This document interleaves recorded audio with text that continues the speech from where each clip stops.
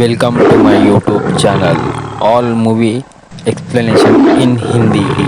Father की death हो जाने के बाद मदर बच्चों को अपने पेरेंट्स की यहाँ पर लेकर जाती है। कुछ रीजंस की वजह से बच्चों को घर में छुप कर रहना पड़ता है। यहाँ से एक बहुत ही अजीब तरीके से स्टोरी अनफोल्ड होती है। हेलो फ्रेंड्स, आज मैं आपको फ्लावर्स इन द एटिक ये 2014 की एक हॉलीवुड मूवी एक्सप्लेन करने वाला हूँ।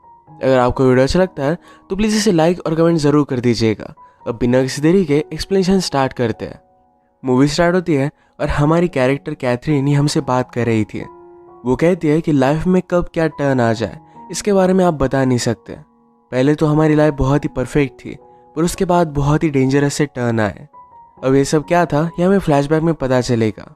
हम कैथरीन की फैमिली देखते हैं जिसमें उसके छोटे से ट्विन ब्रदर और सिस्टर्स थे और एक बड़ा ब्रदर था जिसका नाम था क्रिस्टोफर। मदर का नाम था कोरिन और फादर का भी नाम क्रिस्टोफर ही था। फादर हमेशा अपने काम से ज़रा दूर रहते थे। आज जो घर पर आए तो उन्हें देखकर सब लोग बहुत ही एक्साइटेड थे। फादर ने भी सबके लिए गिफ्ट लाया था। मदर के लिए उन्होंने एक बहुत ही एक्सपेंसिव नेकलेस लाया है। इसके बाद वो बच्चों के साथ गार्डन में खेल रहे थे। कैथरीन अपने फादर से बात करती है, कहती कि आप इतना ज़्यादा दूर मत जाया करिए। वो उन्हें मिस करती है। घर में सब लोग बिजी होते हैं और उस पर कोई भी ध्यान नहीं दे पाता। वो और कुछ बता पाती इससे पहले कोरिन अच्छी तरीके से तैयार होकर बाहर आ गई। वो एक्साइटेड थी क्योंकि फादर को प्रमोशन मिल गया है। अब वो और भी ज़्यादा बिजी हो जाएंगे। इस बात से कैथरीन को बहुत बुरा लगा। वो अपसेट होकर अपने रूम में चली गई। फादर उसे मनाने के लिए उसके पास आए। एक बहुत ही एक्सपेंसिव नेकलेस उसे गिफ्ट करते हैं।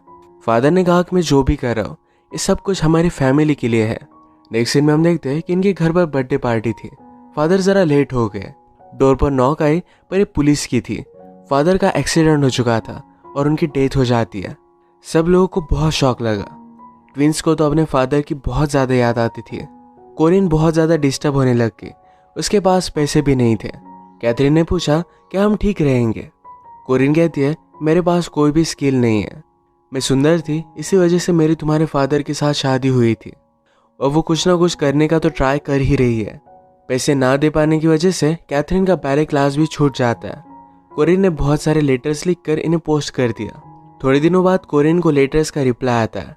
उसने फिर अपने सब बच्चों को कहा कि अब हम जाकर मेरे पेरेंट्स के यहाँ रहने वाले हैं। बच्चे शॉक्ड हो गए क्योंकि उन्हें कोरिन के पेरेंट्स के बारे में पता ही नहीं था। कोरिन ने कहा मैंने मेरे पेरेंट्स की मर्जी के खिलाफ शादी की थी, तो इसी वजह से वो हम पर बहुत गुस्सा थे। अब वो फिर से उनके पास जाकर माफ़ी मांग लेगी, सबको मना लेगी। बच्चे ज़रा कंफ्यूज थे क्योंकि यहाँ की पूरी लाइफ छोड़कर उन्हें वहाँ पर जाना पड़ेगा। और कोरिन ने प्रॉमिस किया कि मेरे पेरेंट्स बहुत ही ज़्यादा रिच हैं, यहाँ पर इनकी जो भी सब चीज़ें थी इससे ज़्यादा वो उन्हें बाय कर देगी, क्योंकि वैसे भी ये लोन पे नहीं कर पाए तो इस वजह से बैंक सारी चीज़ें इनकी ले लेगी। इसके बाद कोरिन की सिटी में पहुँचे। वहाँ पर उन्हें लेने के लिए कोई भी आया नहीं था। वैसे ही रात में बहुत टाइम तक वॉक करते करते वो कोरिन के घर पर आ गए। कोरिन की मदर दरवाज़ा खोलती है। इसका नाम था ओलिविया। ओलिविया ने कहा कि देखो बिल्ली अपने साथ क्या लेकर आई। वो कोरिन को हमेशा बिल्ली बुलाया करती थी। बचपन से ओलिविया ने कोरिन को हेट ही किया है क्योंकि कोरिन अपने फादर से क्लोज थी। ओलिविया ने बच्चों को एक ऊपर का कमरा दिया जहाँ पर कोरिन के फादर उन्हें देख ना पाए। बच्चे घर में हैं ये एक सीक्रेट था। कोरिन अपने फादर को कुछ भी बताना नहीं चाहती थी। अगर फादर ने पहले उसे माफ़ कर दिया इसके बाद उन्हें बता सकती है। कोरिन ने समझा दिया कि मेरे फादर बहुत ही ओल्ड है, वो कभी भी मर सकते हैं। एक बार उन्होंने अगर मुझे फिर से एक्सेप्ट कर लिया फिर हम मिलीनियर बन जाएंगे। हमें इस तरीके से रहने की ज़रूरत नहीं पड़ेगी। कोरिन ने कहा कि मैं दिन भर यहाँ पर नहीं रह सकती। वो बीच बीच में उन्हें मिलने के लिए आती रहेगी। अगली सुबह ओलिविया बच्चों के लिए खाना लेकर आई। उसने कहा कि दिन भर तुम्हें खाना है, मैं फिर से तुमसे मिलने के लिए नहीं आऊँगी, या इस रूम में थोड़ा भी आवाज़ नहीं होना चाहिए। अगर ट्विंस को खेलना है तो ऊपर एटिक है, वहाँ पर वो खेल सकते हैं।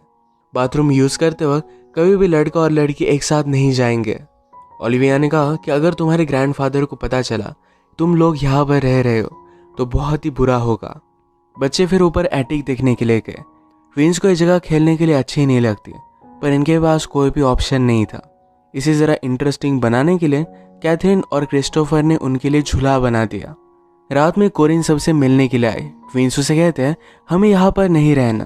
वो बहुत ही बोर हो रहे थे, उन्हें घर पर जाना था। कोरिन उन्हें समझाती है कि तुम्हें कैथरीन और क्रिस्टोफर का सब कुछ चीज़ें सुननी चाहिए। ट्विंस मानते नहीं और हल्ला करने लग गए। तभी ओलिविया आ गई।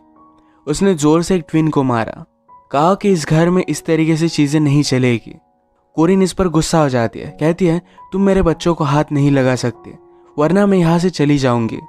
ओलिविया ने कहा कि तुम्हें जो अच्छा लगे तुम कर सकती हो, ये मेरा घर है और मेरी सब चीजें यहाँ पर चलेगी।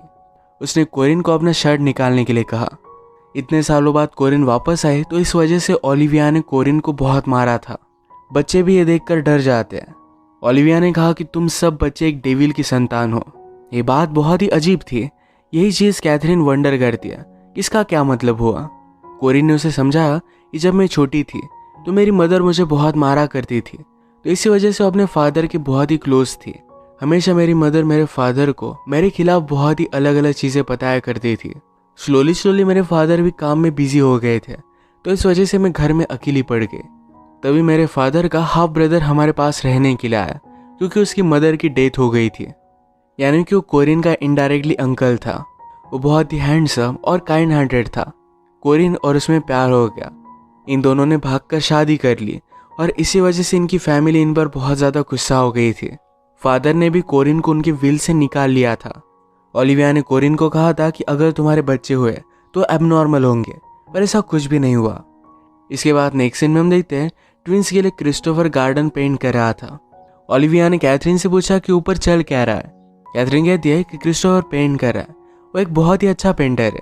ओलिविया पूछती है कि कभी उसने तुम्हारी पेंटिंग बनाई है क्या, तुम्हें कपड़े निकालने के लिए उसने कहा। कैथरीन को यह बात बहुत ही कंफ्यूजिंग लगी। ओलिविया समझती थी जिस तरीके से कोरिन का अपने अंकल के साथ अफेयर हुआ, उसी तरीके से इन ब्रदर सिस्टर में भी कोई रिलेशनशिप हो सकती है। अब इसके बाद थोड़े दिन बीत गए थे और कोरिन बच्चों को देखने के लिए आई ही नहीं। वो आने के बाद कहती है कि मुझे पूरा टाइम मेरे फादर के साथ ही बिताना पड़ा। वो सेलिंग गई थी, उनके साथ पिकनिक पर गई थी। ये बात कैथरीन को अच्छी नहीं लगती। उसने कहा 1 मंथ हो गया तुम हमें देखने के लिए आई ही नहीं। तुम्हें जल्दी अपने फादर को मनाना चाहिए, हमें भी बाहर जाना है। हम इतने भी बुरे नहीं कि वो अपने खुद के ग्रैंड चिल्ड्रन को एक्सेप्ट ना करे। कोरिन अब उन्हें सच बताती है, कहती कि मेरे फादर ने मुझे माफ़ किया, पर एक ही कंडीशन पर कि मुझे कोई भी बच्चे नहीं। अब वो उन्हें बच्चों के बारे में नहीं बता सकती। फादर बूढ़े हैं तो उनके मरने का इंतज़ार इन्हें करना पड़ेगा। कैथरीन अपसेट थी, पर क्रिस्टोफर उसे समझाता है कि जल्द से ये टाइम भी गुजर जाएगा। उनकी ट्विन सिस्टर उनके पास आई और कहा कि कोरिन मिल नहीं रहा। वो हाइड एंड सीक खेलते हुए एक बॉक्स में बंद हो गया था। इसे जल्दी से जाकर खोलते तो अनकॉन्शियस हो चुका है। कैथरीन ने उसे हॉट वाटर में बहुत हीट किया, उसके बहुत अच्छे से ख्याल रखती है। इन्हें हेल्प करने के लिए कोई आया भी नहीं था। इसके बाद और भी टाइम गुजर जाता है। अब डायरेक्टली क्रिसमस आ चुका था। कैथरीन ज़रा पॉजिटिवली कहती है कि हमें ओलिविया के लिए गिफ्ट बनाना चाहिए। ये गिफ्ट बनाने के बाद ओलिविया सिर्फ इसे देख लेती है और वैसे ही फेंक कर चली गई। कोरिन जब इन्हें मिलने के लिए आई तब बहुत सारे गिफ्ट लेकर आए।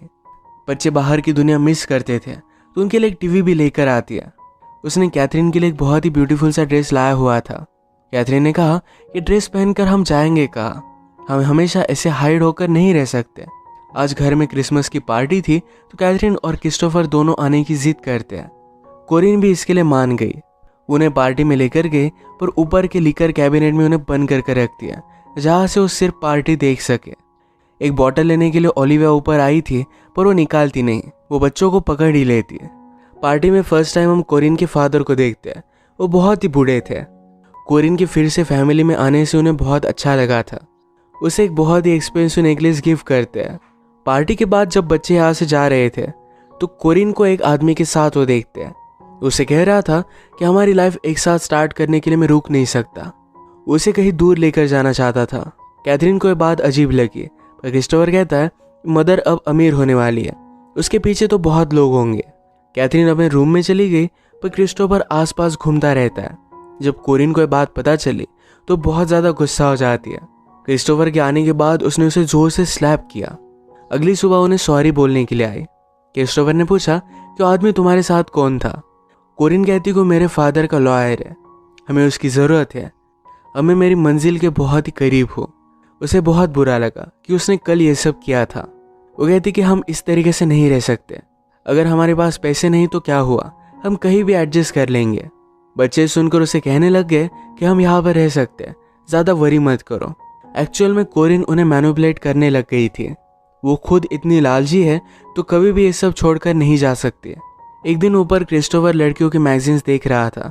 कैथरीन जब ये उसे पूछती है तो छुपा लेता है। इसके बारे में कैथरीन ने कोरिन से पूछा। कोरिन ने कहा कि अब तुम लोग बड़े हो रहे हो तो ये अलग अलग चेंजेस तो आने ही वाले हैं। वो कैथरीन के लिए एक ड्रेस लेकर आती है। जब ये ड्रेस कैथरीन पहन रही थी तो क्रिस्टोफर उसे देख लेता है। ये जरा ऑकवर्ड था तभी ओलिविया यहाँ पर आ गई। उसे लगता है इन दोनों में कुछ चल रहा था। ओलिविया गुस्सा होकर कोरिन को पनिश करना चाहती थी, उसके हेयर्स कट कर पर क्रिस्टोफर उसे मना करता है। रात में ओलिविया ने कैथरीन के सर पर टार लगा दिया। सुबह होने पर इसे निकालने के लिए वो बहुत ट्राई करते हैं पर निकाल नहीं पाते। कैथरीन क्रिस्टोफर से कहती है कि तुम्हारी कोई भी गलती नहीं थी, तुम सिर्फ मुझे देख रहे थे। क्रिस्टोफर ने कहा कि तुम मेरे बहुत पास हो, मैं हमेशा लड़कियों के बारे में ही सोचता रहता हूँ। उसे लगता है कि कैथरीन बहुत ही ब्यूटीफुल है पर वो इस तरीके से सोचना नहीं चाहता। कैथरीन के हेयर से टार निकालने का कोई भी वे नहीं था तो उसने उसके सारे हेयर्स कट कर दिया। एक दिन कैथरीन जब डांस प्रैक्टिस कर रही थी तो क्रिस्टोफर और वो मस्ती करने लग गए। ये गलत है, रियलाइज कर एक दूसरे से दूर हो जाते हैं। आजकल ट्विंस बाहर जाने का नाम भी नहीं लेते थे। उन्होंने उन्हें खिड़की में आकर बाहर जाने के लिए कहा पर फिर भी वो मानते नहीं। 1-2 साल ये सब यहीं पर रहे हैं। कैथरीन और क्रिस्टोफर को भी बाहर जाना था तो रात में एक रस्सी की मदद से नीचे उतर जाते हैं। एक ब्यूटीफुल से लेक के पास आए। ये वंडर करते हैं कि क्या कोरिन उनके लिए कुछ करेगी। वो उस पर अब ट्रस्ट नहीं करते। कोरिन बच्चों से मिलने के लिए आई पर डायरेक्टली 4-5 मंथ के बाद वो बच्चों से कहती है कि मेरी शादी हो गई है। वो हनीमून पर थी, इसी वजह से उनसे मिलने के लिए नहीं आ पाई। क्रिस्टोफर कहता है कि ऐसा अब नहीं चलेगा, 2 साल हो गए, हम यहीं पर बड़े हो रहे हैं, वो इस तरीके से अब यहाँ पर नहीं रह सकते। कैथरीन ने कोरिन से पूछा क्या तुम्हारे हस्बैंड को हमारे बारे में पता भी है। कैथरीन कुछ भी नहीं बोली और यहाँ से वो चली गई। ओलिविया के हाथों कोरिन उनके लिए स्वीट्स भेज देती है। डोनट्स देखकर सब लोग बहुत खुश हो गए थे। कैथरीन ने क्रिस्टोफर से कहा अब हमें यहाँ से निकल जाना चाहिए, हमें बाद में कितने भी पैसे मिले पर हम इस तरीके से नहीं जी सकते। क्रिस्टोफर ने कहा कि हमें निकलने के लिए थोड़े पैसों की ज़रूरत पड़ेगी। वो विंडो के पास खड़ा था तो ओलिविया उस पर बहुत चिल्लाती है। वो उसे कभी भी उसके नाम से नहीं पुकारती तो क्रिस्टोफर कहता है मेरे फादर की तरह क्रिस्टोफर नाम है। इस बात पर ओलिविया और भी ज़्यादा गुस्सा होकर उसे कोड़े से बहुत मारती है। कैथरीन ने क्रिस्टोफर की जख्म देखी और ये दोनों किस कर लेते हैं। अगले दिन ये दोनों करीब थे और ओलिविया आके तो कहती कि तुम दोनों कर क्या रहे हो। क्रिस्टोफर रोते रोते ओलिविया के पैर में गिर गया। कहता है कि मुझसे बहुत बड़ी भूल हुई है, प्लीज़ मुझे माफ़ कर दो। ओलिविया गॉड पर बहुत बिलीव करती थी। उसने कहा तुम्हें गॉड ही माफ़ कर सकता है। ओलिविया के जाने के बाद कैथरीन बहुत ही कन्फ्यूज्ड हो गई। क्रिस्टोफर से पूछती कि तुम ये सब कर क्या रहे थे। क्रिस्टोफर हंसने लग गया। उसने ओलिविया की कीज की कॉपी बनाई थी। अब वो जब चाहे यहाँ से निकल सकते हैं।